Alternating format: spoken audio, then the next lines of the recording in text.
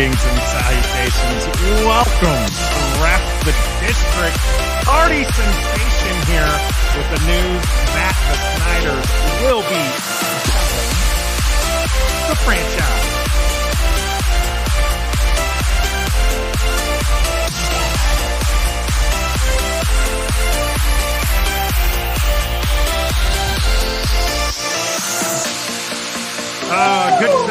Good times. Of course, I'm Nathan Perry. We got Trev. We got the Stoner in with us today. It is going to be one heck of a show. Obviously, like I said, here in the warm-up, we will be talking about that the Snyders are exploring a sale of the team. William Jackson III was traded for peanuts. Rivera's mother's passing. Chase Young is practicing. Feds are investigating. And B-Rob's shooters, or at least shooter, has been arrested.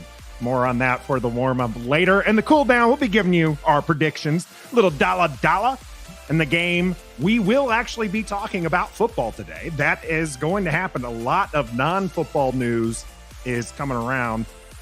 But we will be talking about the Vikings game. Kirk coming back to D.C. TJ Hawkinson gets his second stab this season against the Washington Commanders. Of course, the injury report and how Washington is going to win. Because I'm telling you what, guys, after the news today, I can't pick against Washington. Not today. That's not going to happen. No. Are we using this new format right here? Oh, yeah. This is our new format. Oh, all right, word. Yeah. Doug, do not rain on our parade here. Appreciate all those in the chat. Doug is saying he's not selling. I don't know. A lot of reports out there, and we'll talk about that in a little bit. Of course, hit the sponsorship messages real quick. We are, in fact, sponsored by Manscaped. Go ahead and head out to manscaped.com. Use the code REF. That's R as in ref, E as in F, and F as in F. That's going to get you 20% off and some free shipping. Ooh, of course, you can head down to Sky Bar down in Lexington as well. See Trev in person. Mm-hmm. And like I said, use the name Ref the District. Your first drink will be on us. So make sure to take advantage of that. And then we're also sponsored by Pacers Running. For every run, they've got you taken care of. Hit them up in the DMV area or online. And they are great people. And they've even donated shoes. That's right. You can get a pair of shoes by donating to Fisher House through the Ref the District site right here at the bottom of our screen. Season of Giving is still going on strong. We've actually surpassed the goal of 500. Keep going. Keep it going because the tickets we're giving away valued at $800. We got two $100 gift cards. We got a pair of shoes valued, I think, around $130. You got a D'Angelo Hall jersey. All of that is going to be up for raffle. All you have to do is get in donation. We appreciate all that money being given to a great cause there for the Fisher House. So appreciate everyone already in the chat. We got Michael, Doug, Redskins Weekly, Gus Bus EP, Between the Uprights, Nick laughing at our dance moves. I would be too. Ben Willard is the party about Snyder. Absolutely. So exciting. Jermata, is this real? I'm hoping it really is real. We got Trey, the Wave, everybody in the house. Mike here as well. Tanner, good to see you as well. Trev's got his hand raised. What we got? Got a message from the EP. She's not a fan of the new look format of the three vertical boxes. Well, EP can take it up with us afterwards. Actually, that might be a good question. Put it to the chat as well. If people like this format as opposed to what we've been doing in the past. Old format, Jay Cooper already in there. Old format's better than the new format. All right. So that's two for old. Two votes for the old. We'll let that go in there as in the chat, like Stoner said. Get in there. Let us know. Old format, new format. We were trying something different. I have some not graphics for today, but we tried this on Monday's show, and we had some graphics there. So we'll see. Looks a little blurry. Old format, greater than this. All right. Well, looks like. So I guess we're just going to go ahead and switch it. I haven't seen a single new. Me neither. New vote there. So let's go ahead and I like this either. I like switch it up there. We are, if nothing else, and for nothing else, we're here for the people. That's right. We listen. I feel like we were doing all bets aside again with that format. Remember that? It's been a while since we've had an all bets aside. Hey, Nathan, you sound different. I do sound different. This is a different microphone. And then I got really, really good. What? Oh, wow. Yeah. This was to Nathan Perry, ladies and gentlemen. Big shout out to EP. Yeah, EP was not going to get denied. EP always gets what she wants. That's true. And she gets me what I want as well. So I've been dreaming and talking about this Rodecaster Pro 2, and it finally came in thanks to my lovely wife who knew that I wanted it, knew that I was saving up money for it, and got it to me as a Christmas present and as a early retirement gift, because I will be retiring from the Air Force next year. So big applause and much love to EP for that one. Sound effects in there already and everything. Sound effects, and like all sorts of good stuff. Yeah. All right. I would like to say I did steer her towards like future use of it, with the 4 mics and 4 headphones and all that, so it can be used on the road. Yes. Other than what you're just using it for now. Oh, right. Yes. Well, so you're all set up for the future as well. What's really great about this is I know a lot of people loved the soundboard for the game with like the chains moving and like everything like that. I don't have it set up in here right now for that, but eventually what's nice is I literally am just going to move this over to where I watch the games, and everything will be there, nice, clear, and crisp the way you're hearing me now. So big improvement for that. So now I want one. Yeah. Oh, much love. Oh man, it's so good. It's so good. It's going to be a lot of fun. A lot of good content coming. DMV Mess Hall, play that air horn. That's right. There you go. Love to see it. That's probably going to be today's chime for any of the super donations. So we'll see that. But let's go ahead and get into that Commanders talk, especially because we got a little happy birthday message here to Mike Lee in the chat. Today's my birthday. Nice. This Dan news is the best birthday gift. Wow. It's happy birthday, Mike.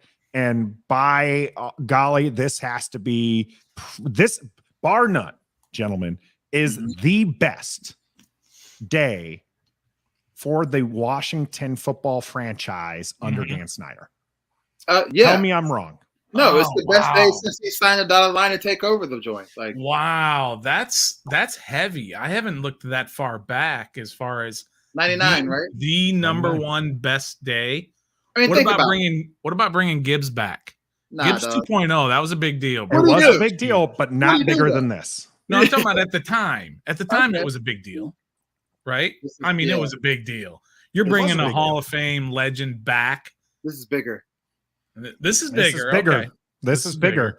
This is bigger than all of the playoffs being made, bigger than any of the games. Okay. Last we were talking about the 2005 Monday night comeback against Dallas. As exciting as that was, the day is bigger. I'm going to just go ahead and say it. Today is bigger. The absolute best day will become when he actually sells the team, though. And let's talk about why we're even bringing this up. Okay. Trev, where were you when you first heard the news that Dan Snyder and Tanya Snyder, got with Bank of America to look, at offers for the team? Where were you? I was right here in this very spot I'm in right now in my bedroom. My normal routine is waking up, watching Get Up, and then 9:30 Undisputed, 12 o'clock Pat McAfee. So I was watching Undisputed on Twitter, just doing my own thing, and I saw that coming through, and I was like, wait a minute. Nah, this sounds like it could be fake. Like, he's not just going to. And then more reports came out, and Adam Schefter came out, and Ian Rappaport, and then Ben Standig, and I was like, I jumped for the timeline was going crazy. I was tweeting like my tail off. I'm so excited. I mean, we'll probably get to details soon, but when it came out saying either minority, majority, I don't care. At this point, he's selling. I'm ecstatic. I was just right here chilling on Twitter, and it just blew up the internet. So yeah, so that original message that came through was from Forbes.com. Forbes, the article posted. Trav, you kind of mentioned there, and Stoner, what was your reaction when you heard that kind of it was minority? It could mean minority or majority. What did that take it out of your sail? The wind out of your sails a little bit, or how did that happen? Because that everyone kind of like was immediately was like, what? And then they read that line and they're like, maybe not enough to get excited about it. Yeah, but it quickly, it very quickly, a lot of people got behind the reports and got more information from it and started kind of processing it and just figuring out that it doesn't make sense for anybody for him to sell just a minority stake in it. Okay. You wouldn't advertise that. Right. You wouldn't make a statement from the team for a minority. You don't do that. Yeah. And people, not to cut you off, but people are saying that this could be minority because he like bought the other minority stakes beforehand. So he has total control. And maybe he's trying to look for somebody to take that spot again so he can get extra cash, maybe use it for a new stadium. But I'm with you, Stoner. I don't think you make that statement if it's just a minority stake. Did he make a statement when he was buying them out or anything like? No, you don't make a team statement, right? Not a report from somebody. A team statement that we are looking at selling the team or whatever. That's a whole different level. I have a list of people that would want to be a minority owner under Dan Snyder. Are you guys ready for this? Yeah. There it is. That's the whole list. Not a single person wants to be a minority owner under Dan Snyder. Not a single person. RG3 does, but no. RG3 is trying to get a minority ownership group together to go in and buy with somebody else as somebody buys the team, which is possible. You might have a group that's out there, and there were reports that came out that there are already 4 bidders kind of in there. And that this might have been kind of to make it public, so that way that bidding war between those 4 gets a little bit more pressure under it. Where were you, Nathan, when you got that? I was at work, and all of a sudden I just kind of check my messages like some of the people in the chat have talked about. And oh my goodness, I was just like, I'm sitting there trying to watch for little insight of what I kind of do. I'm monitoring the chief of space operations transition ceremony. The number 1 swapped to the number 2. It's my job to make sure it all like goes out on all the sites and stuff like this, right? And so I'm monitoring that, and I happen to look at my phone, and then I'm trying to monitor while I'm monitoring the situation with the Snyders. And at first I was kind of with you guys. I was excited, and then I saw that message and I was like, no, but then the reports kind of came. They're going to look at all options. And then the statement was released from the Commanders. Right. That was a big deal. That was a big deal, because that did not deny that they're looking to sell the team. Not just a minority. They could have come out and said that, hey, we're just looking to grab minority owners. We're not going to sell the whole team. Because up until this point, I mean, 2 weeks ago, it was just 2 weeks ago, right? That the official Commander statement, I have it here. Thanks to just JP read the last Finley. line. Yeah, is 2-year misinformation campaign to coerce the sale of the team, which will continue to be unacceptable. What was the last line though? That's the statement I'm reading right now. The whole statement. The official Commander statement was, it's hard to imagine a piece that is more categorically untrue and is clearly part of a well-funded 2-year misinformation campaign to coerce the sale of the team, which will continue to be unsuccessful. And here we are. That was 2 weeks ago. Light just went out. Yeah, but there was maybe it was a different statement that they put out. Are you looking at the statement for the today's statement?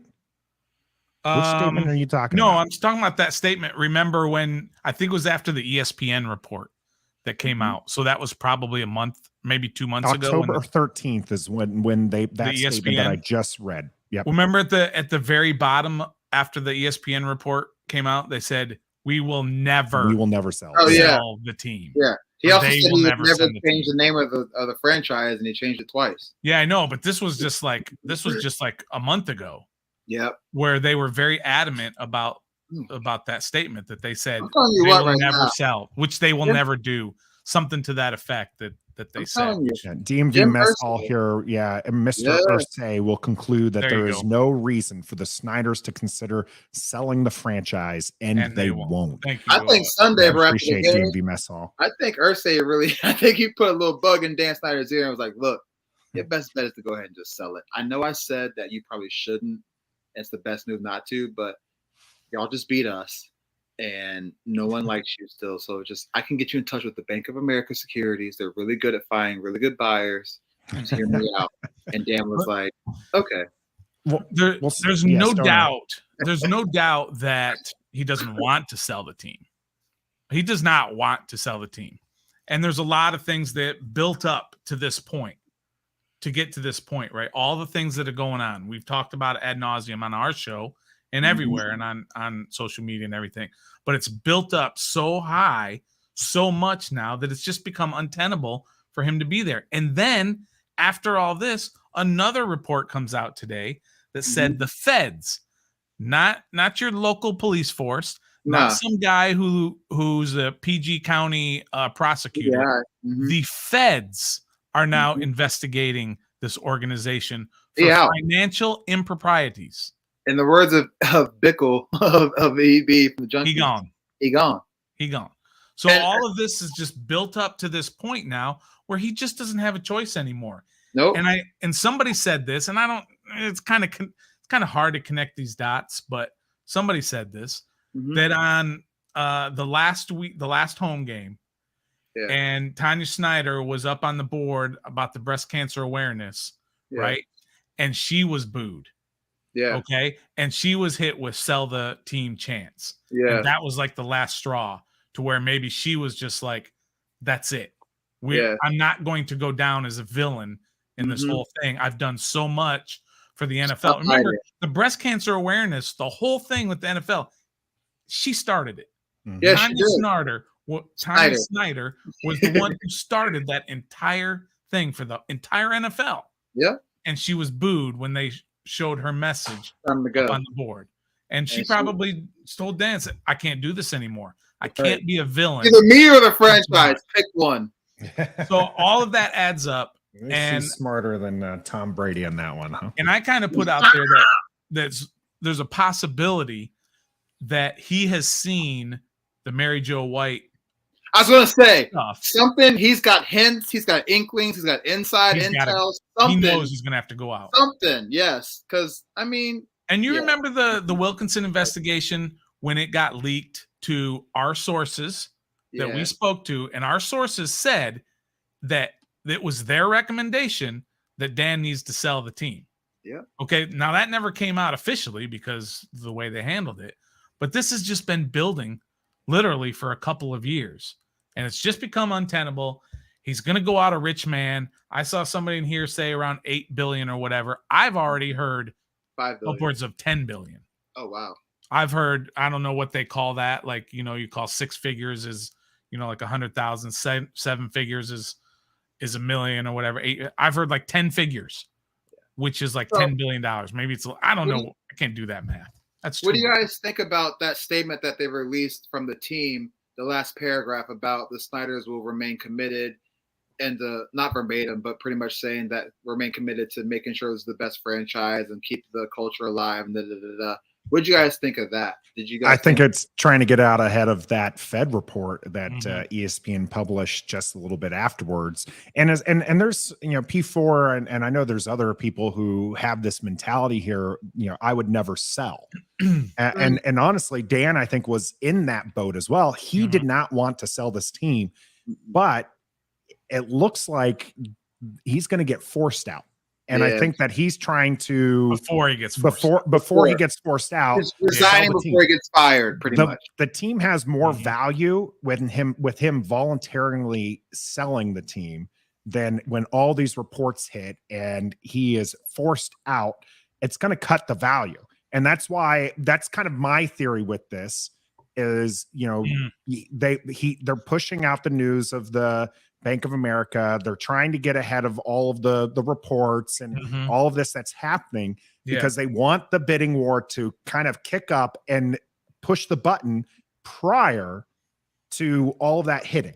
So he's not going to have a choice, I think, by the end of it. And that's, and honestly, like I said, for me, the turning point, if you're a longtime listener, Stoner's been he's never been with this right now. He's kind of seeing the smoke for it. And Trev and I have kind of gotten excited a couple different times when the Commanders released the report, addressing the Bank of America thing, and they did not deny, and they've come out and said, we're looking at all options. Yeah. That to me was just like, okay, this is happening. This is no longer something that is on the horizon. This is happening right now. And honestly, as a fan, it is exciting. I don't think it really affects the on-field play. If anything, I think it's probably distraction for the players. But for the fandom, it's exciting. For this year, there's not going to be too much of an impact. You'll probably start to see an impact later. You'll see an impact when the stadium deal gets done off of this. Like this is huge. Like I said, I'm not joking when I said this right now is the biggest day. I said it's the best day, but it's the biggest day of Dan Snyder's tenure as the owner of this franchise. Personally. Yeah, 100%. 100%. And some people have talked about this whole when he sells the team, they're going to have a parade and everything. There will be a parade. There will be a parade. Now, I don't know how big it's going to be. There will be some sort of parade in downtown for when it actually happens. We like to goof on it, but it's definitely going to happen. And Nathan, you already said this, but I was in the same boat, kind of like when I saw that it could be minority instead of majority. I was like, oh, that would be a snake thing for Dan Snyder to do, which is get everybody's feathers ruffled and be like, I'm just selling my minority stake. But when all the reporters asked for clarification, they said, we're exploring all options. Yeah. That let me know, green light, they're selling the whole franchise. Because like you said, with minority, they would have said minority from the beginning. But at least saying that they're looking at possibly like the Learners did when they said they're going to sell the Nationals. They said maybe it's going to be a minority stake or whatever. We don't know. We're just looking at all these different options. Well, this one was just like, we're looking at the possible sale of the team. Well, you don't put that out there unless you're going to sell the team. And apparently Adam Schefter was on camera saying that this is not a minority sale. It's definitely a whole franchise sale. I haven't seen a video of him saying that. Yeah, because it actually didn't happen. That was one of those that somebody ran with. It didn't happen. It wasn't quite. Yeah, it wasn't quite. That kind of statement there. P4, man, I'm a little scared though about this because who will this new owner be? At this point, I don't give a damn. Is this worse than Dan Snyder? Can it be worse than the? It could be. It could be. I mean, theoretically, yes. But who are we to worry about that right now? Yeah, I don't care. It could be. I'm talking about losing for 2 decades. I'm talking about impropriety on the financial side. I'm talking about cheerleader videos of them half nude and essentially making them prostitutes. Okay. I don't know that the next owner can be worse than that. That's true. I really don't know that it's that bar has been set very, very low. And I don't think anybody can limbo underneath that bar. Normally it's a high bar. This is a very low bar that Dan Snyder has put on. And I don't you need to go digging. You totally worse than that. You totally could have somebody come in who's a very fiscally conservative owner. Like I'm just thinking in baseball terms. Teams like the Royals and the Pirates. They're just worried about the bottom line and making money, and they don't care about being a winner. That could happen. We don't know, but let's deal with that when that becomes a thing. For right now, the point is to get this one out and start fresh and really start fresh. And somebody put it in there. Was it Jay Cooper? Maybe they even changed the name. I doubt it, but that could be a whole thing. You get a new owner, you get a new franchise, you get a new name, you get a whole new branding. You got all new executives. You got new coaching staff. You got new front. It could be. You never know how that whole thing there is going to be a lot of change that comes with it. Maybe not a name change, but you're going to see a lot of Trev's doing the howling. Could. You maybe totally could. Maybe that their lawyers are like, you know what, just pony it up. That's what people wanted before. Just pay it. You want to win them over right away. One of the other fears that I think a lot of people had as well was a new owner moving the franchise. I don't see that happening. The NFL has to approve that. The owners, other baby owners. Steps, guys. Baby steps. We just gotta get somebody in the office chair of Dan Snyder, and then but they're not going to approve that anyway. The owners are not going to have a Washington D.C. franchise move out. That's not going to happen. So I mean, I'm talking smack here. Who knows? That might actually happen. But a lot of definitive statements. I will say this. We've talked about this whole selling the team as long as we've had a podcast here, right? And we were very adamant, at least I was very adamant, that he will never, ever sell the team, right? And all this stuff has come out, and people are saying, hey, let's be cautious. Let's just wait and see what happens. I'll believe it when I see it. Let me just say right now, very definitive. You can cut this up if you want, but put a marker down on the front right here. Dan Snyder is selling this team. He is selling the majority stake, at least, in this football team. It's happening. I don't know how long it's going to take, but it is 100% happening. So get that doubt out of your mind now about whether or not it's really going to happen. It is 100% happening. You're not going to have all this momentum out there and then have him come out and say, I changed my mind. No. Then he's going to get forced out. Yeah, so big things coming. Big things coming in regards to that action around him selling. This is a possibility too, by the way. This opens up the RFK site. Okay. Oh, wow. Because now you have people who you will have at some point. You will have people who are willing to deal with the mayors, the federal government, whatever it takes. They won't deal with Dan Snyder because the way he's treated them in the past and the way he's backed out on deals, right? This brings RFK area. Oh, absolutely. Well, it's going to be it's kind of a double barrel here of good stuff as far as the stadium's concerned. One, you remove Dan Snyder, the one no one wants to do business with. Mm-hmm. And then two, by the time the sale happens, it's post-election. You don't have people's, politicians having to, maneuver that kind of, election time, politics. They just got to go, hey, you know what? This would be something we can get behind and people would be really happy right now. Or if they're mad, they're not going to be mad, later because it's going to be, past that time. So I think that there is absolutely going to be some momentum there. And whether or not it's at the RFK location, whether or not it just has to be in DC.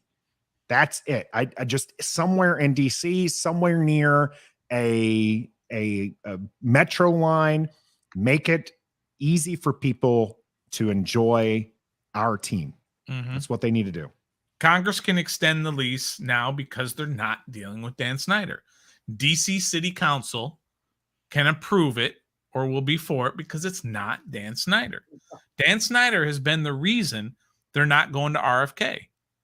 With him out of there, everything is in play. Of course, it depends on who buys the team. Maybe if it is like a Bezos or something and he has bad political connections in DC, it could go bad. But he's got, a lot of power, a lot of money. Who knows? But with Dan out, that opens up everything. And I mean, off the field, I mean, stadium, I mean, front office. Yeah. Free agency, trade, off-season moves. All of that, Trev. Everything. 100%. That changes everything. Yes. So that's the exciting part of it all. And it could blow up in our face. Who knows? Stop it. Don't put that bad juju. For right now, it's a really big deal. And I'm super excited. It's going to happen. I hope it doesn't take too long. No, I think it should happen before next season. Honestly. I do think it's going to move quickly. I don't think it's going to be that quick. It is going to move quickly. Look at the Nationals. Look at the Nationals. So we're gonna go through a whole another year with Dan Snyder before Probably.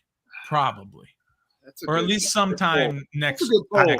I think the Broncos would be a reasonable kind of look at how long this could potentially How long take. did that one go though? It went several months. It was because we were talking last year with the beat reporter. I'm sorry, I forget her name off the top of my head.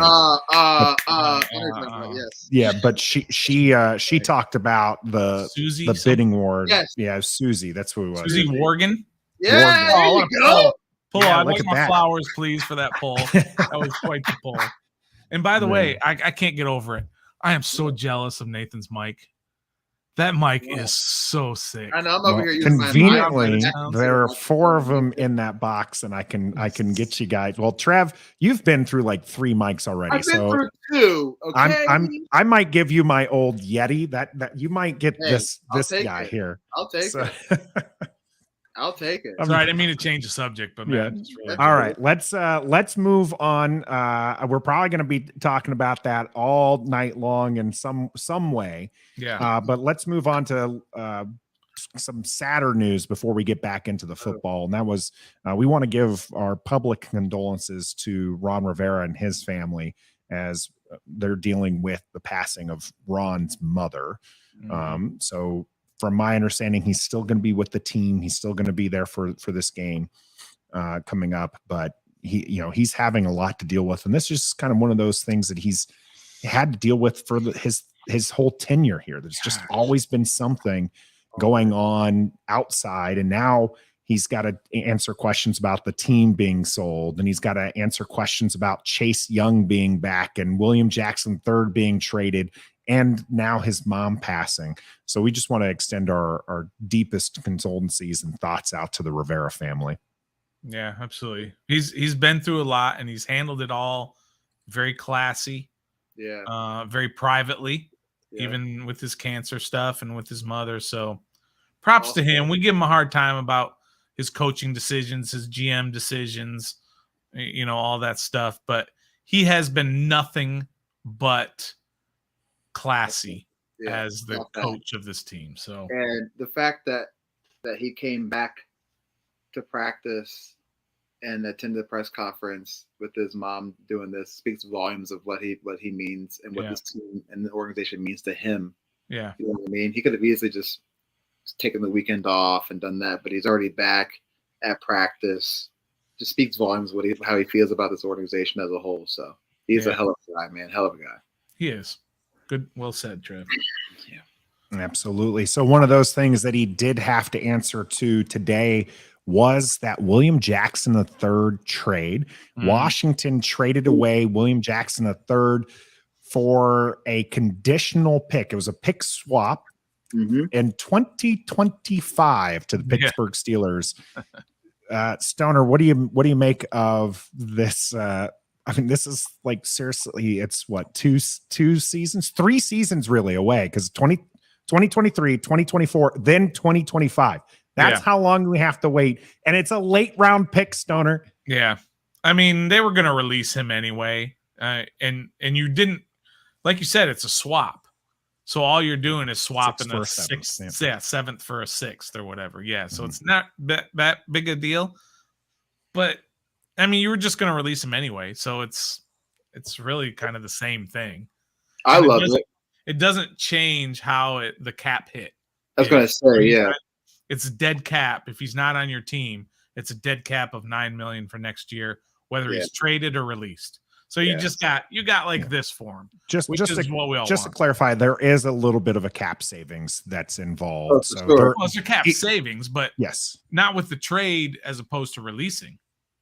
It's the same cap hit, same dead cap hit.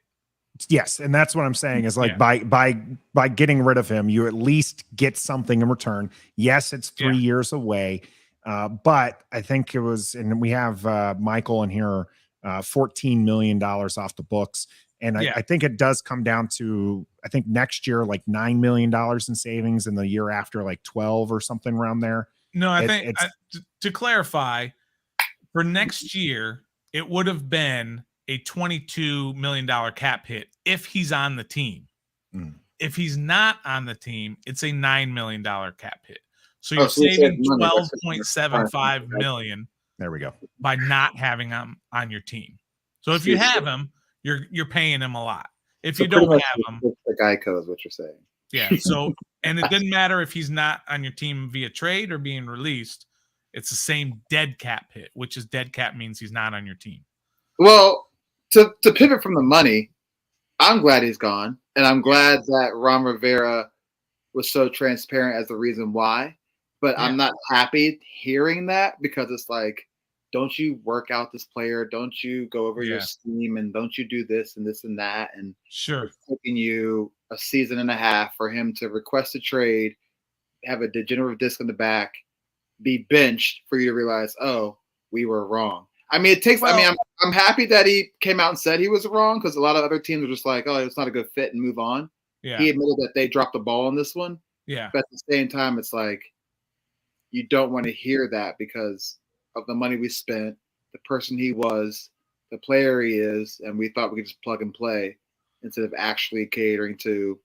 Like, he's made a comment saying like he's an actual man corner. Well, what the hell do you think he was when he's been saying the whole time? Like, well, when you knew that going in. Yeah, and there's a lot of nuance to that, though. There's a lot of nuance to that, because yes, he's specialized in being a man corner. But if you look at all of those stats, again, I'm not a stat nerd, but I do pay attention to some of the stats.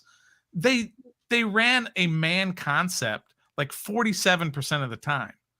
And if you watch a lot of the plays in which you see the back of his jersey, you see his name on the back, he started off in man coverage. He did. And he just got beat because he wasn't talented enough. Now that goes back to maybe he wasn't talented enough. Why did you sign him? Yes. But the whole thing about this whole man versus zone sort of deal is a little bit overblown. I get it, because they still play man half the time, and he's still getting beat in man coverage as well. But it was definitely not a good fit, and maybe, just maybe, I'm not trying to say anything bad about him, but maybe he was just happy to get the money. Yeah, you're right. And that was it. He got his bag. He was set, and he lost the fire. Oh, that happens to guys. They lose that fire when they get that bag. What you got? I think that's a bit harsh, Stoner. Yeah. But doesn't that happen to a lot of guys? Sure. Like the Albert Hainsworths of the world and stuff like that. That's not. I think William Jackson was trying out there. Yeah, I think he actually wanted to be here. He wanted to be here. He wanted to be successful. So I'm more in line with Ron Rivera taking this one on the chin. And saying, hey, we messed up. We brought him in here. And to your point, Trev, they did try him out. They did look at the tape, and they're like, this guy has what we want, and we think that what he does can translate to our scheme. They were wrong. Ron Rivera said that flat out. We were wrong. And I think William Jackson's going to do well. I mean, he played well before coming here. I'm not saying that he's going to. I'm not saying he's going to be an all-pro corner, guys. That's not what I'm trying to say here. But I think that he's going to be a NFL caliber corner. Okay, we were yelling Fuller's name a lot more than we were yelling William Jackson III's name. No, you're right. So he's going to be just fine out there in Pittsburgh or wherever he ends up landing. Right. But I don't think it was he got his money and he just kind of stopped playing. I think that he really just did not match with this. And you see that there's players all the time who they transfer to teams and they just don't mix with that team. Or you have the Fullers of the world who maybe lose a step. That's what I think has happened with Kendall Fuller. I don't think William Jackson necessarily lost a step. I just think that when he transitioned the scheme, you can see that there was the communication issues with McCain and the rest of the DBs where it's just like, wait, I thought you were going to have them. And a lot of that, ends up on him. And then he just doesn't play well, that kind of the quicksand mentality. Yeah. And so that's what I think happened to William Jackson III. If the report never came out about William Jackson wanting a trade and then him saying, I never said that or whatever, do you think we still would have traded him if he never asked for a trade? Or do you think we would just absolutely ride it out with his injury and then let him come back? No, they would have released him. You think so? No matter even for Yeah. real? Yeah, he wasn't. He just. We've been saying he wasn't a fit. Well, So nobody you just was. had to let him go. I just there was no rumblings about it before the fact that he requested a trade, and after that, it was like we got to get rid of him now. Yeah. So like, I don't know if that. Yeah, there's stuff going on that we don't know about behind the scenes, but it just wasn't working. Yeah, It, and it could not just be. It could also be with the agent too. So a lot of us want to put it on the player because that's the one that we're familiar with.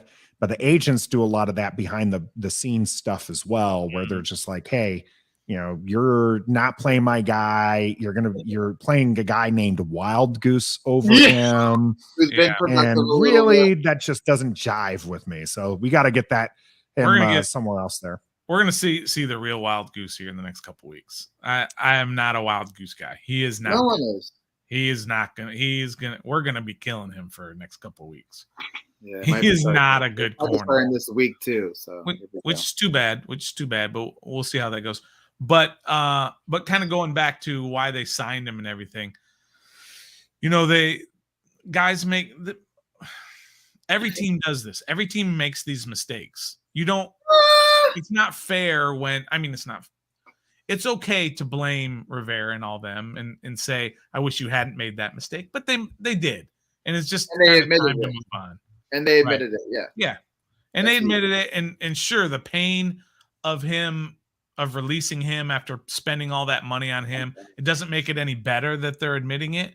But hey, they're taking responsibility for it. The coaching staff and the front office staff, they're taking responsibility for it. So let's just say, hey, that one didn't work out. Kenny Galladay didn't work out hasn't worked out for the Giants. Much worse, I think, contract in that regard. Yeah. Every team.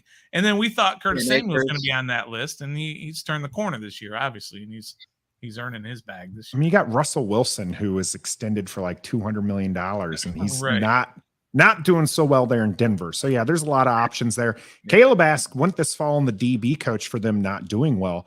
I mean, in the same regards, I think you have to look at the turnaround or the fact that they have two strong safeties, and what Coach Harris is doing there. Now, I do think that's a little bit I probably on the DB coach. You can look at Jack Del Rio as well. What I love, and we talked about this when it came to the Jamin Davis comments, is when things don't go right, the leadership needs to take credit for that, right? That's a me thing. I failed, not the player, not the coaches that are underneath me, but me. Put that on me, and that's the accountability I like to see. So I thought it was a good move from Ron Rivera. And also, Ron has come out and saying that after the win, he said a lot of players like to do things like to stray away from the team and do things on their own. Mm-hmm. Maybe William Jackson was part of that. Like maybe it wasn't on Chris Harris. He had him in the position, but then maybe William Jackson took it upon himself to change this or do this or play it this way instead of playing it that way, which caused all the penalties, his benching, his hurt back. Like, so I don't know if it's really on the DB. It could be on the player. Like, there's only so much a DB coach can do. He can't get out there and execute. He can just only provide information to do so. So, because everybody else is doing fine. St. Juice is doing okay. Kendall Fuller hasn't been mentioned lately, even though he should be, but he hasn't been. Bobby McCain's playing better. Cam Curl's playing better. So it's just like maybe it was a William Jackson thing. It could. Yeah, we're going to find out. We will certainly find out again. We'll certainly find out. Minnesota and Philly. We're gonna talk about that in just a little bit about finding out. But this is the last topic of the warm up. That's gone 44 minutes at this point. Washington Police Department just arrested one of the men involved in the Robinson shooting. Thanks, Joshua, for reminding us, getting us on track there, because that is exactly what we want to talk about right now. What do you think, Stoner? I think it's about time, first of all. But overall, it's just really sad. Hit that like button. We appreciate it. Good call there, Bonafide Picker. It's really sad. The kid's 16 years old, and he's out there robbing. And I think the one they arrested is 16. They're looking for the 17-year-old. Oh, okay. But, I mean, he's 16 years old, and he's out and robbing and shooting folk. I mean, what is going on? I know it happens everywhere, but it happened here, and that's kind of why it's affecting us in this situation. But good they got him. Hope they get the other guy, and hopefully instead of just throwing him in jail and thrown away the key, maybe they can do a little bit of rehabilitation and straighten out the kid's life and get him back into society. I'm also glad that they didn't just slide this case under the rug as just another homicide or whatever, attempted homicide case or whatever it was. I'm glad they actually kept going with it and found some kind of justice, just because it's the right thing to do and not just because it happens all the time. We'll just let it pass. So shout out to the law enforcement in DC for doing that. Yep, absolutely. And took a while, but they got one. It took a while, but hey. I hate to say this, but I mean, thankfully that they brought him in, alive. I mean, don't feel bad saying that. I know morally it sounds bad, but I agree totally, because a lot of these I'm not going to give them credit for it, because that's what they should do. But I agree. Thankfully they were able to, and then they can do something like what Stoner said, which is maybe turn their life around, so that way it isn't over before it even starts. Because that is just it is very stupid, as Bonafide talking says in the comments here. I mean, it's a car. It's they you can't even drive it legally, even if what I'm saying, like you can't drive anything legally. Like I'm not sure. Like, so glad that the young man was brought in safely. Hopefully they get the second one. Glad that B-Rob is healthy with it, especially because we're going to need him against these Minnesota Vikings. More on that in the game. The game is brought to you by Pacers Running Stores. Pacers has 5 stores in Northern Virginia and DC. For the best running footwear, apparel, and gear, just stop by or schedule a virtual fitting with the best running experts in the business. Pacers Running exists to help as many people as possible through running. For every run, it's Pacers Running. Thanks for sticking with us here on Ref the District for the game as we break down the Minnesota Vikings coming to town against our Washington Commanders. Vikings have quite a few victories and people are praising them, but their point differential is pretty tight for a team that's got that many victories.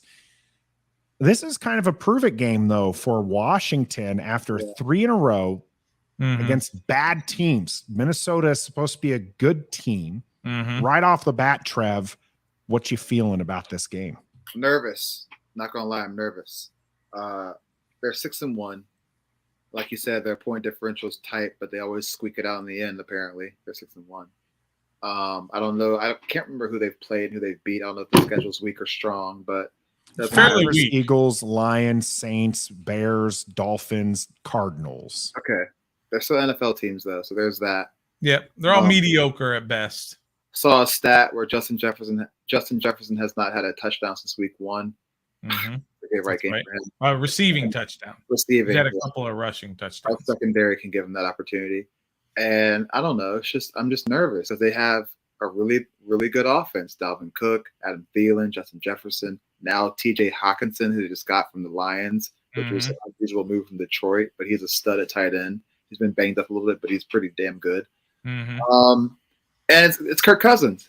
But also at the same time, my nerves kind of go away because if we just pressure Kirk Cousins and get to the quarterback, he can't beat us that way. Like he has to have help, and his help are the weapons, Justin Jefferson, Thielen. But if we pressure him, he's going to freak out. We've seen that happen. He was with us for how many years? We saw it happen here. We see it on primetime all the time. I mean, it is what it is. So I'm nervous because it's a get-right game for Justin Jefferson, and they're 6-1. But I'm not, because if we pressure Kirk Cousins, we should be okay. That's fair. I mean, Justin Jefferson is absolutely a threat. He is third in receiving yards with 752. So maybe not scoring those touchdowns, but Washington's had an issue with these, big plays. So Stoner, are they going to be able to stop this offense? I mean, you got Dalvin Cook, Justin Jefferson, and Kirk Cousins. Is this going to be something that Washington can actually stop? Their defense has played well these last few games. Their defense has played well, but if we're being honest and we look at it from a big picture, these are not offenses that scare you that they have played. Even the game they lost before the 3-game win streak, which was Tennessee, You're not scared of Tennessee. You're not scared of Chicago. Right. You're scared of Green Bay, and only that it's Aaron Rodgers, but his weapons are obviously mostly gone. And you're not scared of whoever the last team they beat that I can't even remember. Yeah, I can't either. A few days ago. Who did they beat just a few days ago? Yeah, who was it? Come on, Nathan, help us out here. Cardinals. Indianapolis, the Colts guys. The Colts. Us? Yeah, Us? I'm talking about the Colts. Yeah, we beat the Colts. Yeah, we beat the Colts. Stoner. Yeah, that's what I'm saying. I can't even remember from a few days ago. Stoner's But old, folks. But I'm saying the offenses are nothing compared to what we're about to face.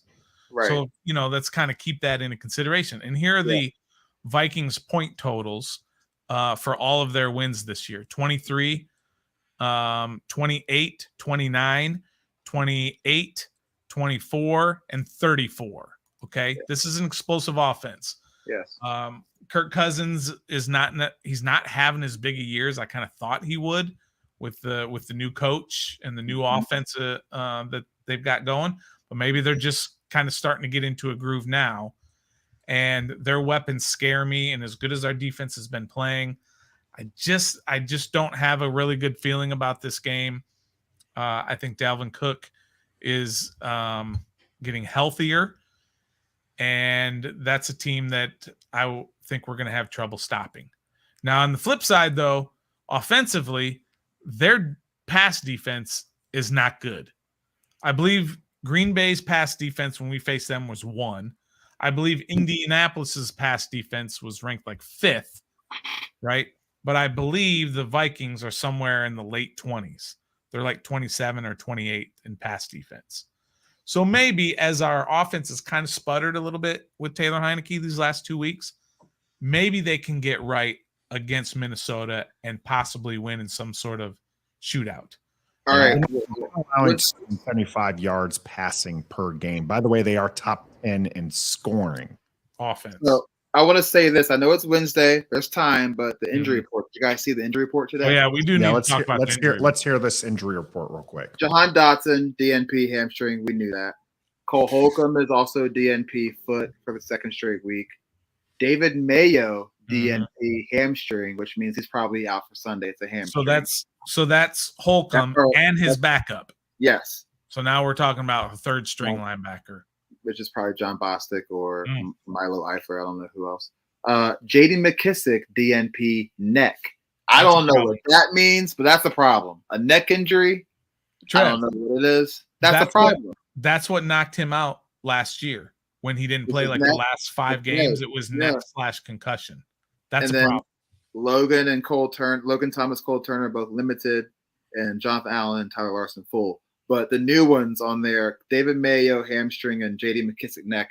That's not really good going into next week. Come up against. I mean, it's Wednesday, but still, the injury report is DNPs. They didn't do nothing today.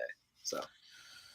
Yeah, and Dotson, of course, being out again for I don't know how many games has he missed? 3 or is it 4 now?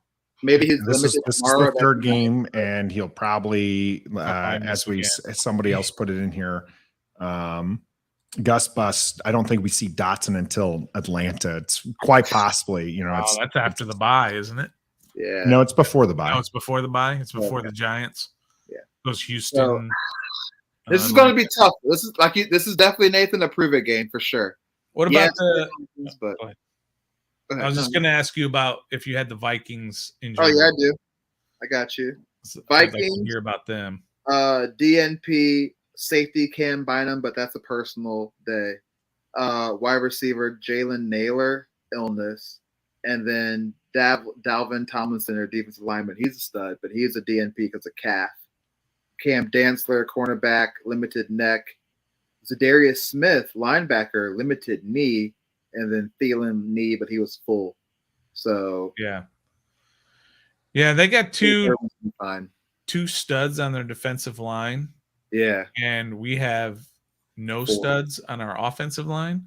Oh yeah, not named Charles. Oh no, okay, right? Not named Charles. Yeah, so that's going to be a problem too. So I don't like anything about this matchup in this game, but either side. So I don't know.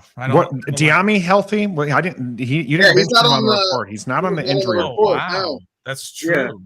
That's So good. Though, we might right? see more De'Ami Brown. I don't know that that's really beneficial because, again, his skill set doesn't match with Taylor Heineke's skill set, so you might not see that. Here's kind of an interesting thing that I pulled up here. It's Kirk Cousins splits for home and away. Rather more appropriately the away. He's only thrown for 4 touchdowns to 4 interceptions. Home and In away. his on away, 4 touchdowns to 4 interceptions, and he's only averaging 5.9 yards a completion when he's away. So maybe unless he still sees Washington as a home game, is this his first time might be something that comes in there. This is not his first time coming back to FedEx, is it? I'm pretty sure it is. Minnesota hasn't been here. So we went to Minnesota last time because we've definitely played Kirk. Right. Yeah, in Minnesota. But it was at Minnesota? Yeah, he hasn't been back here. Ooh. Yeah. Hey, turn off your comments, Stoner. Don't look at too late. Okay, sorry. That's hot. Yeah. Yeah. Which is good because I'm going to go out and rip some people on Twitter because of that. All the dooms. Yeah, so Yam said it is the first time back in Washington, apparently. Yeah, it's definitely his first time back in Washington. I know we've played him before. I couldn't remember if it was here or if it was. And we got to shore up the run, too. Dalvin Cook is no slouch. He's not. Dalvin Cook is 9th in rushing yards, tied for 6th in TDs with 5. He's a problem. And yeah, he against the NFC, he's rushed for 4.8 yards a carry, away 4.4. Only scored 1 touchdown when he's away from home, but still very much a threat there. Oh yeah. And again, these are big play threats. Dalvin Cook, Justin Jefferson. Justin Jefferson lines up in the slot quite often. That's going to put him up against Wild Goose. Oh, he's eating them alive, bro. Eating them alive. He scored a receiving touchdown in week 1. He's gonna have 2 or 3 on Sunday. He's going to be eating some turducken. Yes, here in November. I'm just not confident in our secondary. That's why I think our pass rush needs to get there every chance we have, because if we give Kirk Cousins more than 4 seconds with a clean pocket, that's game over. And I'm gonna need Taylor Heineke. I'm gonna need him to have his best game of his career for us right now. Absolutely. Because the Vikings are not a team you can throw an interception, be down 16-7, and come back and win 17-16. They're built for whatchamacallit. What's the word I'm looking for? They're a ball control offense. Yeah. They're looking for. They cannot get behind again. Tally off of our mistakes, or whatever the word is I'm looking for. Yeah. I watched the Bears and Vikings. Yeah. And I watched Kirk go, I believe it was 17 for 17 in the first half. That's right. Yeah. Just killing them all over the. I mean, Jefferson had like 8 catches in the first quarter, something like that. It was just insane to watch him just pick it apart. But then he just kind of, like Kirk does, this is kind of a Kirk thing. He does, after getting hot for a while, he does just kind of blend into the game, for lack of a better term. He just kind of just chills out or whatever, and lets the other team get back into it or take over the game. But man, he starts out like a house of fire, especially in that game, and then he cools off. So we got to put him. Let's just kind of temper our expectations in the first half when he starts throwing the ball all over FedEx. And but we got to start fast, bro. We got to start fast. We got to match him the same way we started against the Colts. We got to do it that way, but keep going, not just have 7 points at halftime. Yeah, we got to keep going, because that second and third quarter was abysmal as I don't know what. And I don't feel like having a heart attack on Sunday, because that took a lot out of me. Well, Taylor Heineke promised us to win a game where they don't have to do it. And so we do want to talk about the keys to victory. Now, Michael's keys to victory is pretty simple. Just score more points than you allow. Yeah. But what is your key for Washington winning this game, Stoner? I'm gonna defer to Trev so he can get his out, because I know he's got to run. Yeah. So if you want to do your keys to my victory, dollar too. Yeah. So my keys are pressure Kirk Cousins, remain disciplined, because we were very disciplined against the Colts game. I think we had 4 penalties, maybe 3. Yeah, I think 3. Yeah. The first one didn't come until second half, Very which disciplined, I thought was right? yeah. So somebody on the organization listens to our podcast, guys. That's all I'm saying. That's it. But, That's it. They definitely do. Same mode. Start fast, stop the run, pressure Kirk Cousins, stay disciplined. You'll be fine. Fair enough. This is a QB that's not known for scrambling. His rushing stats on the year. No. Arizona 4 attempts for 22 yards, 2 for -5 against Miami, 4 for 4 against Chicago, none against New Orleans, and 1 for -1 against Detroit. I'm going to imagine that was a kneel. If J.J. Watt's old tail can get to the quarterback and sack, our young stud should be able to eat that offensive line. Yeah, absolutely. Good keys, Trev. Did you want to throw out a quick? Dollar. Here we go. We get at least 3 sacks as a team. Yeah. I got another one. Kirk Cousins throws at least 1 interception. And I got Taylor Heineke throwing at least 1 interception. And my last one, Kendall Fuller will have at least 2 defensive penalties. Wait, hold on. Heineke, 1 INT, and then Fuller what? At least 2 defensive penalties on him. All right, we'll let you know if any of us take that or whatever. All right, appreciate it, guys. Thanks for coming out. I love you. And for my sign off, don't forget, be a fan. All right. Nice. Wearing the blackout hoodie. Blackout. Keep that same energy. We want to keep that same energy right here on Ref the District. Make sure you like this video. We got a lot of people on the channel watching us right now, and I'm told that we don't necessarily have the looks. Stoner and I are clicking the same button. We're going to let him take it there. We're both trying to be the professionals and have the right layout for you. Now, Stoner, you let him go first. Yep. And you said those were good keys to the game. Yeah. What other keys do you think, or do you just agree with Trav? It's pressuring Kirk Cousins, of course, is going to be the big thing. Yep. Stop Dalvin Cook. I think Dalvin Cook is the X factor. He's the guy that if he has a big game, you're going to lose. If you can hold him in check, you've got a chance to win. So stop Dalvin Cook and weather the storm, because I think Minnesota's going to start fast. I think they're going to go up 14-0. Okay, Kirk's going to be throwing it all over the yard, slinging it, and they're going to go up and down the field on us. We just got to weather that and not freak out and not get out of our game plan on offense and start throwing to try and match them. Stick with the plan, which is what this team does well, is what? Run the ball, control the clock, and convert third downs. Now, they didn't do that last week, the third downs part, but that's what they need to do. They need to keep Kirk Cousins off the field after he starts off pretty fast. So that's my big thing. Stop Dalvin Cook, weather the storm, weather the Kirk Cousins storms that's bound to happen at the beginning of the game. So you're saying Washington's probably down in the first half, but stick with it because they can make a comeback in the end. That is kind of not historically what they've been good at, and that includes, talking about this being kind of a running team. When this team has these second and longs, these third and longs, they're just not very good at converting it. And that's why you need to see that getting moving. I want to see Gibson early and often, like we did this last game. B-Rob is maybe he'll be extra motivated with one of the people who shot him being arrested. I don't know that that's going to be the case, but B-Rob has just been kind of a thumper, but Gibson's been explosive. And I want to see that early and often. I like to see Curtis Samuel being used early and often as well. So now, there's only one ball. You can't necessarily give it to everybody. You got to get Terry McLaurin the ball at some point. You can't wait till the last couple drives to get him involved, though it seems to work around for Taylor Heineke.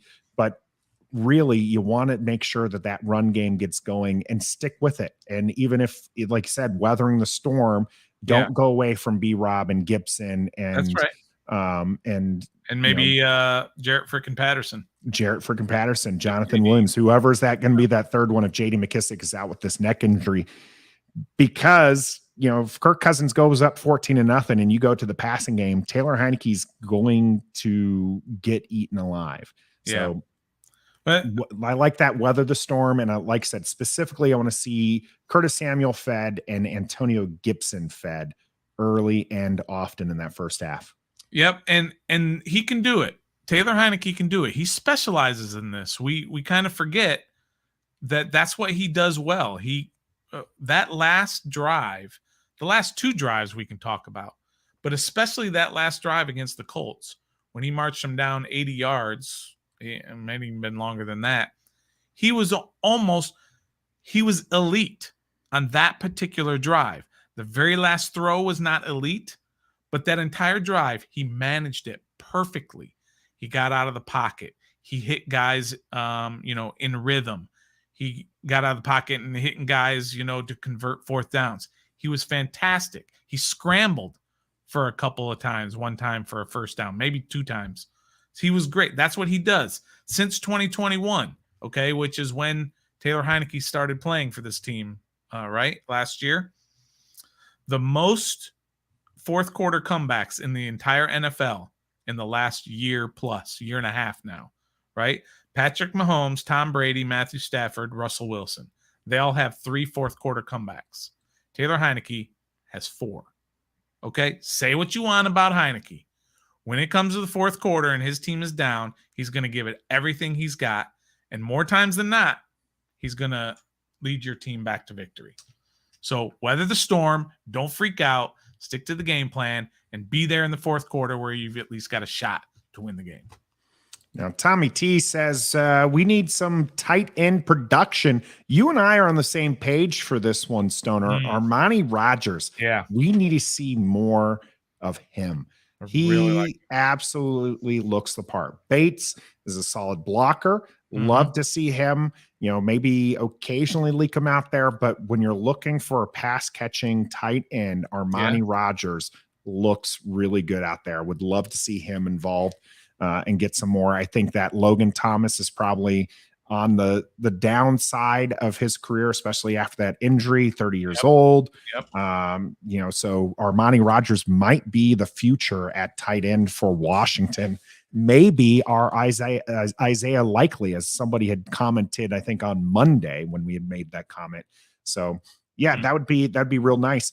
Now, Stoner, what about this linebacker core that we've got that's banged up? Cole Holcomb maybe unlikely to play. His backup, Mayo, now dealing with an injury as well. Yeah. Jamin Davis has come alive. He has. And has become an NFL linebacker, but he's only the one. Who are we relying on that defensive side of the ball when it comes to a linebacker? Cam Curl.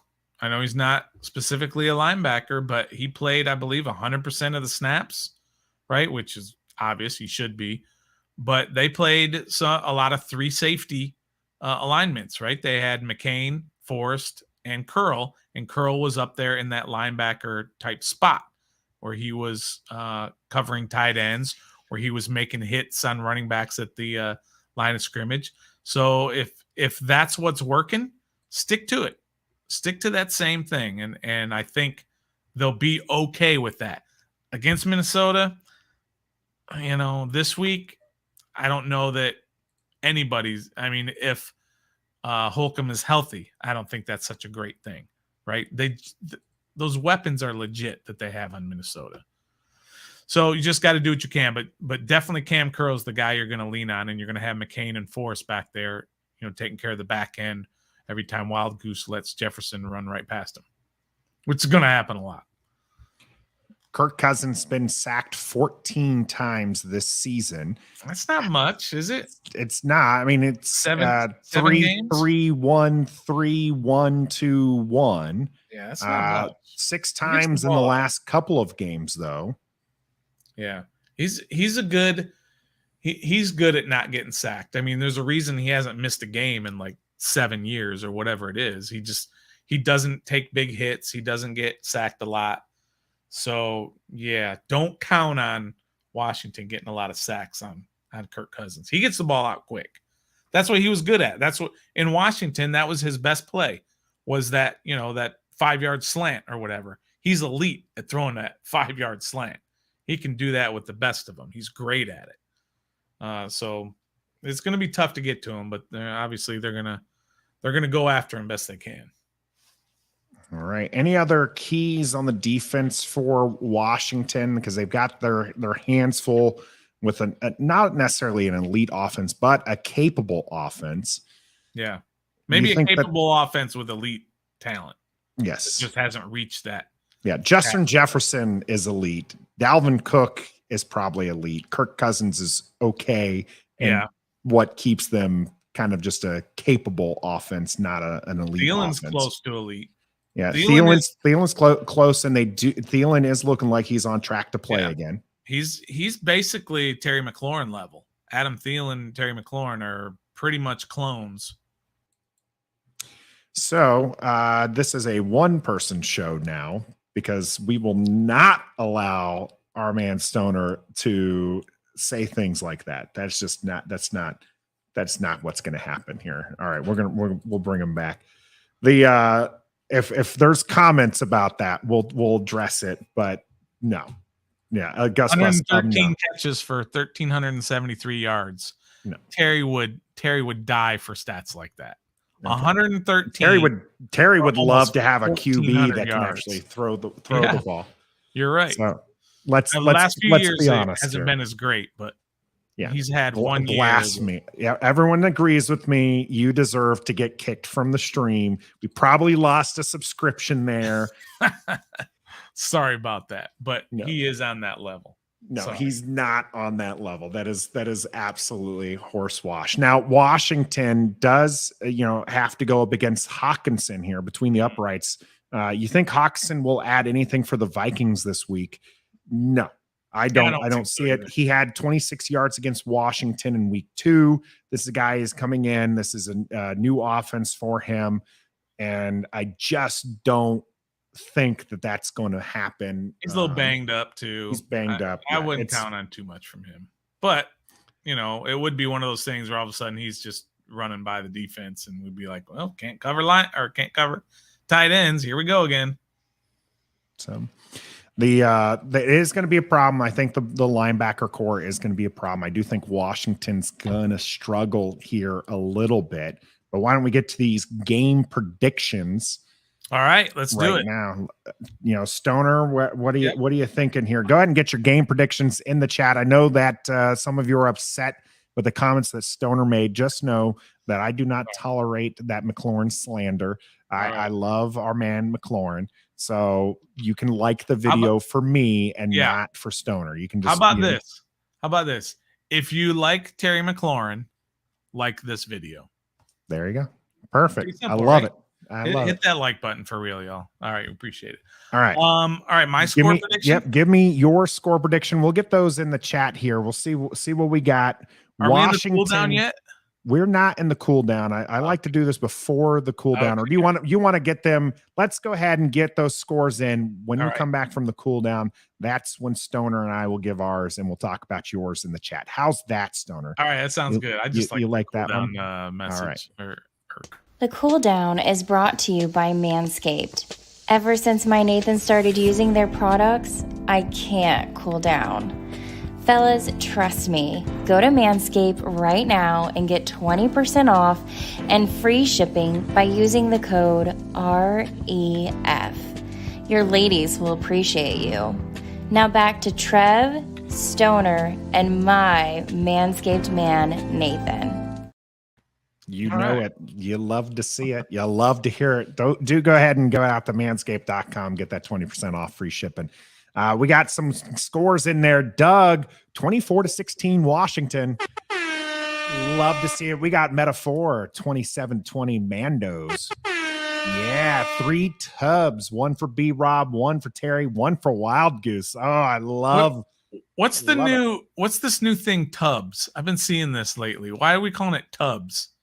Isn't it tuds or tuddies? I've heard you don't know Tubbs either. too. Okay, I don't know. Elon Musk buying the Commanders 20-19 says trade the wave. Rockman 21-20. We always go with the home team here in DC, so that's a Washington victory. Brockman does clear that up with that 27-20 Washington. Oh my goodness. Yam ruining it. Ram going with 27-19 Minnesota. Who Wants to be wrong. Oh, Yam was that one. Steady Eddie 27-24 Washington. Between the uprights 24-20 Manders. OG DMV, come on, 28-13, taking the L there is what OG DMV says. Gus Bus getting a little positive here with the 26-24 Commanders. What is the Sunday weather? That is a great question. I'm going to pull that up. It's looking like the weather is going to be 58 degrees and partly cloudy is what we're seeing right now. Line is -3.5 for the Minnesota Vikings. So we got Bonafide Picker taking Washington 24-21. EP with Washington 21-14. Lots of people on Washington. Ben Willard is not, though. He's taking the Vikings 31-17. All right. What do you got there for a Stoner? Am I giving us the trombone or the air horn? I've got it 28-24. Can I take a guess which one you're going to be? Yes, you can. That's correct. Yeah, he's taking Minnesota. 24. Trev didn't give his, did he? Before you left? He did not. We'll have to get his from him. I got 28-24 Minnesota. Nathan. So on a day like today, I can't go against the Commanders. Okay. I cannot do it. I just cannot for the life of me. When I was coming in to Wednesday with the idea of, you know what, this is a game I think Washington loses. I think that they're going to, unfortunately come back down to earth after 3 victories, but I can't do it. You got great news today as a fan, and I just can't. I'm taking Washington in this one, 22-18. All right. I think you're crazy. I am crazy. I am crazy to even think that is something that comes into play there. Now, there was a question earlier about whether or not the players would play harder for Ron Rivera because of his mother's death. What do you think about that?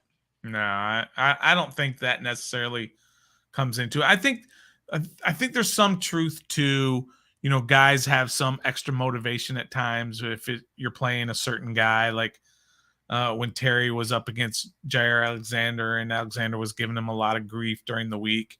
That puts a little bit of extra into it. But something like that, I don't see how that necessarily gets into it when you're down in, a 4th and 1 with 40-something seconds left. I don't think you're thinking about that. You might be thinking about the guy across from you and how you want to whip his butt, to make a play on that. But I don't think something like that really comes into play. Yeah, I think I believe in bulletin board material, but this is not one of those. Yeah, one of those. Gus Bus and me are in line on this one. They may give Ron the game ball, but they're not going to be extra motivated, necessarily because of that, right? That's going to be something I think that's afterwards. You might see some emotion come out because of it, but I don't necessarily think that they're going to be motivated for that reason. They, maybe they do want to win for that reason, or I think they want to win for a lot of reasons, but that one's not going to be at the forefront. I think it's going to be something, if they win, that they'll bring up and be like, hey coach, this was for you, and you'll see some tears up there. Richmond John also taken. That's right. Washington. Nice. That front 2 pickles. Wow. In Washington. GMRJ going all in on Washington. Woo. Yeah. Redskins weekly, unfortunately, not living up to their name, taking the Vikings on this one, 28-24. So we'll see how it goes. I do think Alcatone will take 28-9. I'm sure that's Washington. Always going to take Washington unless somebody corrects it. So we're going to take Washington on that one. The FedEx, I think it was Tony up here. Yep, Tony T does this hype FedEx this weekend with this news. I think so. This is a game. It's the blackout game. It is a game against Kirk Cousins, which people have strong feelings for one way or the other. Looking at you, Grant and Danny, and so I think that this game is going to have probably a lot more excited crowd. Unfortunately, I'm not going to be there. Gavin's got his last soccer game, so I'll be doing that. Oh, okay. Yeah, so I won't be on stream all the time. We'll see how it works out with the schedule and everything, but we will be doing a stream. Tommy T with the joke here, blackout because it's Snyder's funeral. Yeah, maybe not in the literal sense. Yeah, as far as owning the team is there. Yeah, I think that there's going to be a lot of hype. I hope that it stays with that. I think Stoner, you're right. They're going to come out strong. The Vikings are, and Washington needs to stick with it. It'll be there. Yam, black unis, worst unis, don't at me. You're going to get added, man. I think that the black jerseys look pretty sharp. And I mean, that's Stoner turn around. That's what these hoodies are modeled after right here is the black jersey. Be a fan, our slogan. You can check those out in the team store. I think it's probably a little too late to get this for the blackout game this week. But it does have Jonathan Allen's keep that same energy on the front. And I'm hoping that we get to keep that same energy after this week. I will, unfortunately, I'm not going to bet against my kid, but that'd be something if he gets. I'll bet against it. I'll take that bet.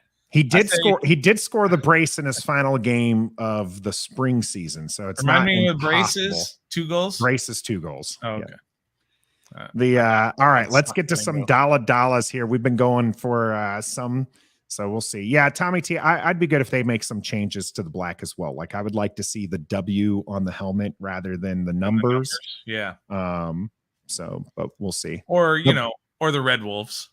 We'll see what they change to. The bars are what makes the bars have been growing on me. Oh, I like of the black uniform. Now the bars are like, I think a name tape thing is what they were going for, like a military name tape type deal, because you'll notice the black jerseys, and this is one of the reasons why they're wearing it's the blackout game that has like the little camo design. It is the salute to service game.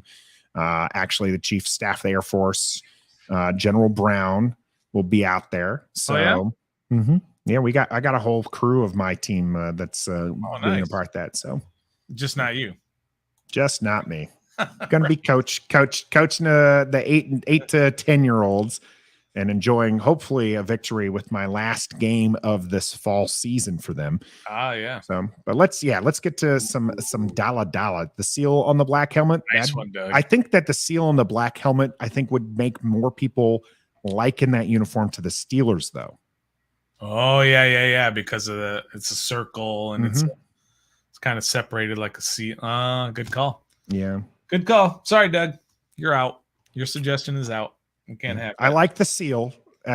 Keep it on the uniform somewhere, but if you put it on the helmet, I think that especially the black one, a lot of people are going to look at it as if it's even more like the Steelers uniform. Yeah. All right. Do you want to go with Trev? He says Washington's going to have 3 sacks. Yeah, I agree with Trev on that one. Oh, really? Yeah. Okay. I know you're going against it. You don't think it's going to happen. No. The most Kirk Cousins has been sacked is 3 times, right? Mm-hmm. But he averages getting sacked twice because 14 in 7 games, right? Yeah. So he was sacked 3 times. If you want to some bring back the bad memories of high school, the mode would be 3. Actually, it's tied with 1. So he's got 3 times he was sacked 3 times, and he's got 3 times he was sacked 1 time, and then 1 time he was sacked 2. Yeah, I think they might get him. They might get him twice, but I think 3. I'm going to go with Trev on this one. I know that's historically not a great idea.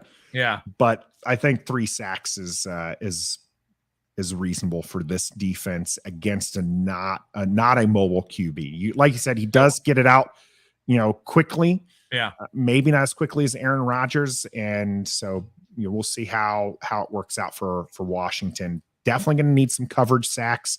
DBs are going to need to do their work, locking them up early. So that way Cousins has to hold the ball, but it should be good to go there. What else did Trev give us? Cousins will have one interception, at least one. He's thrown 4 interceptions on away games, but he's been clean the last 2 games. And really it comes down to his awful game against Philadelphia. He threw 3. I'm going to say no to this one. No, he's not going to? No, he's not going to throw an interception. All right. I'm going to go with Trev on this. Okay. Bonafide's upping it to 2 interceptions. Whoa. All right. Heineke will have 1 interception. Can I abstain? I don't want to go against Heineke. It's probably likely that he throws interception. Yeah, we're all kind of with him on that. So that's a no-go. We'll see. Tommy T, real quick. Dollar. Do we see Snyder at the game? And if yes, how many times do they show him on camera? I don't think we see him. You won't see him. Nope. You won't see him at all. Nope. What'll be cool, though, is if they show like the owner's box and it's empty. And they say, this is normally where Dan is. And then his last one was Fuller will have 2 defensive pass interference calls. I don't know if he said pass interference. He said no, just defense. He'll just have 2 penalties against him, and I want to abstain from that one too because that one's tough. I think it's going to happen. Yeah, that one's. That's why I'm abstaining. Is I do think that one's likely, and I hate to. Yeah, so pretty fun one. All right, you got any in there? Does our chat have any dollar bets that they want to throw out there like Tommy T did? Any kind of these strange kind of prop bets? Obviously, we don't actually pass around dollars on this. It's just kind of a fun thing we do from a decade plus ago that Stoner and I were in Germany. All right, what do you got here, Stoner? All right, I've got that. I'm gonna say, since I already kind of put it out there, that Minnesota gets off to a 14-0 start. That's very, very specific. Very specific. I will take it. I'm sure you will. I mean, just because it is specific. Yeah. All right. So I'll take it. Trev's we'll have to get Trev's on this one too to make sure that he has a chance here. Big simple. Heineke gets 3 touchdown passes. Yeah, that's not going to happen. Yeah, I don't think that one's going to happen. Here's another one for you. Dalvin Cook will have 100 yards combined. He'll have 100 yards from scrimmage and 1 touchdown. At least 1 touchdown. You got to sweeten that one a little bit for me because I think that the 100 yards combined is far too easy for him to obtain. 115 combined yards. Make it 125, and I'll take you. Not doing it. Nope, come on. 115 is all I'm willing to go. No, got to be 125. How about this? Joey Sly misses a point after attempt. No, he will not. Yeah, I don't think so, Michael. I don't think that's going to be it. How about Metal 4? Wild Goose gets that interception. No, he definitely doesn't. Yeah, I don't think so. Yeah. How about Caleb here? Gibson gets a passing and a rushing TD. Ooh, a Ruski touchdown? All right. Yeah, that's not going to happen. No, that's that one I feel a little bit better about, Caleb. I'm not going to put a dollar on that one. Right. But I like that one. That one's good. Chase Young sack? Nope. Chase Young's not playing this week, I don't think. Yeah, he's not going to play this week. Yeah, Washington scoring first by Bonafide. Well, I can't have that because you can't have that because you went 14-0. I don't see. I mean, unless if they get the ball first, maybe. Yeah, that one might be a game day pick. We'll have to make that a game day dollar. All right. Heineke doesn't throw a single passing touchdown, but we get 3 rushing touchdowns from Ben. Ooh, interesting. I don't think the combination hits. Right. I don't think he doesn't throw a passing touchdown and we get 3 rushing. Yeah. That's a pretty tough one to hit, but that's in the spirit. Jamin Davis will lead all players in tackles. All players? Yeah, I won't. I mean, I bet against that. I'm going to bet against it. Yeah, that's actually one that I actually do want to bet against. So I think Jamin Davis is going to be out there and he's going to be a force. How about this? Jamin Davis, 2 tackles for a loss. Ooh, yeah, that's not going to happen. You don't think it's going to happen? Nope. All right. Nathan. Now that's not a sack. A sack is not a tackle for a loss. A sack is a sack. We'll look at the box score at the end and it has to be TFL. 2 TFLs. All right. Davis, 2 TFLs. All right. I say Sly has 2 field goals. Sure, I'll go against you just for the action. I was going to say 3, but I'm glad I stuck with 2. 3, I definitely would have jumped on that one. You got to remember, he hasn't had a lot of attempts with this team. Justin Jefferson has a passing touchdown. A passing touchdown? That's not going to happen. Sly, 2 field goals. Metaphor. Man, I'm really loving these out here bets. Metaphor. Dollar Tressway kicks another muff punt that Washington recovers. I'll bet a season long dollar that doesn't happen the rest of the year. You know how rare that is? That is very rare. And the fact that it happened twice is pretty outstanding. How about this? Tressway has at least 1 punt that's downed within the 10-yard line, inside the 10-yard line. Make it inside the 7. And 8. Okay, 8 it is. 8. Inside the 8. Inside the 8. The either fair caught or downed within the 8-yard line. All right. Well, I should have not let the 8 go, but I did. All right, Justin Jefferson over under 125 yards. Wow, that's a good number. Now I do want to go back for a second for clarification on this Tressway. First you said downed punt, but then you said after the bet was consummated, then you said he has a punt within the 8. You said a downed punt. That's different. He has a punt. See, I don't know. I don't want to take that. Okay. All right. Then scratch it off the list. No, I'm not, me. You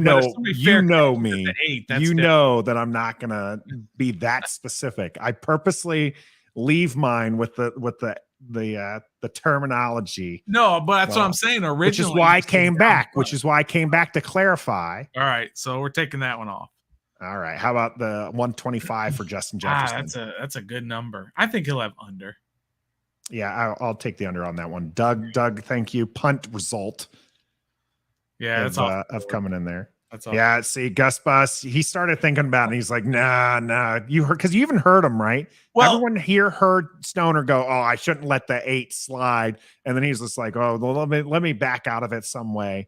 To be fair, when I consummated the bet, I had downed punt in my head, and then you were kind of you were going on, and then you said, "Yeah, I think they'll catch, a fair catch inside that." And I was like, "Well, wait a minute, I wasn't thinking fair catch.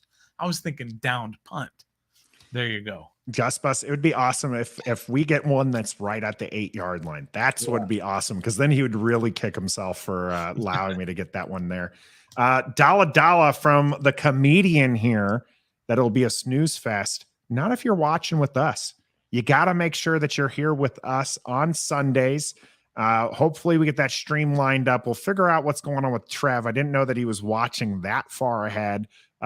Led to some humorous moments as you get we were all off sync. And so you get Trev trying to hold in his excitement. Stoner then sees it. He gets excited, and I'm doing the play-by-play.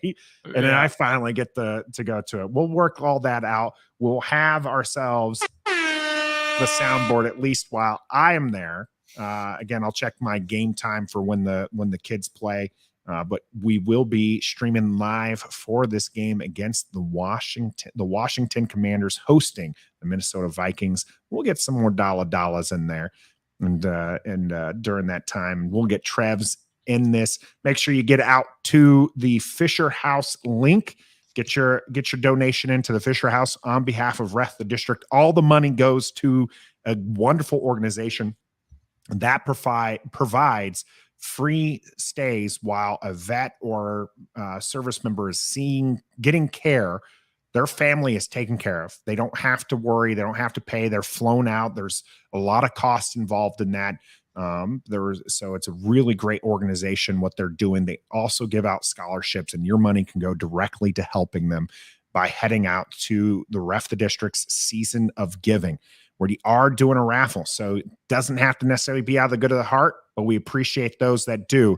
And so just to let you know, one ticket, $1, $5 gets you 6 tickets, and $25, you double it up, you get 50 tickets for that. There's a $10 one in there that just the screen scrolled right by. It is coming back there, but I didn't want to misspeak on that one. But I think it's $10, get you 15 tickets is what that one does. What we're raffling off, Stoner, what's the full kit and caboodle here? I want to stress you can win the minor items and still win the sweet tickets. You can't win multiple minor items, but you can win a what quote unquote minor item and then still win those sweet tickets. But what do we got going on? Yeah, of course, the big one, of course, is the 2 sweet tickets. That includes a red zone parking pass. That in itself is kind of a big deal, to hang out there and tailgate before the game. Plus, of course, the 2 sweet tickets to hang out with us, Ref the District folks. We'll all be in there watching the game together. Free food, free drink while you're inside there in this suite. The seats are outside and inside, so it's a great thing. So we have that for one winner. We also have a Sky Bar Lexington swag bag Trev's putting together. It's going to send out for somebody who's going to win that. You can win a pair of running shoes from Pacers Running. It's $140 value, I believe, for that. You can pick out any pair you like. It's basically a gift card to their shop. Doesn't even have to be shoes, but it's up to $140. We have 2 $100 gift cards to Guy Fieri's DC restaurant that's right there at Capital One. So if you want to go over and hit a Wizards game or a Caps game, go a little ahead of time and go have dinner there at Guy Fieri's restaurant. We have 2 of those that we're giving away. And then we're also giving away a signed D'Angelo Hall Redskins jersey. And all of these were donated. We're not using the money that is being donated to us for this Fisher House deal to pay for all this. All of these are being donated to us to give away by a bunch of great organizations and people, individuals. So there's a lot to be to try and win. And of course, 100%, as Nathan said, of that money goes directly to the Fisher House. We get absolutely nothing from it because that's what we do. Yep, that's what we want to do with our Season of Giving. So make sure you check that out. Make sure that you've liked this video, subscribe to the channel. And we want to also give a warm welcome back to Mama Stone, who's back in the States with Stoner. Love to see it. Adelina, who will be coming to the game with us as well. So appreciate her being here and allowing Stoner to still be with us. And we appreciate everyone in the chat there. And until next time. Yes. Be a fan. That's what we did.